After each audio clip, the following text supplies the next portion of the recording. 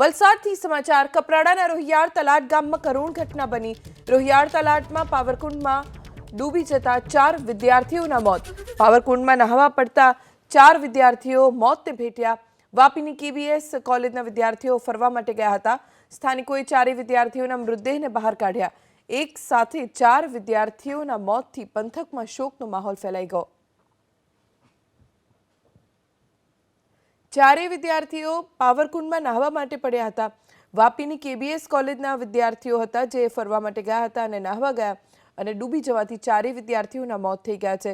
પરિવારજનો શોકમાં ગરકાવ થઈ ગયા છે। આખા પંથકમાં આ ઘટનાના કારણે કરુણતા વ્યાપી ગઈ છે।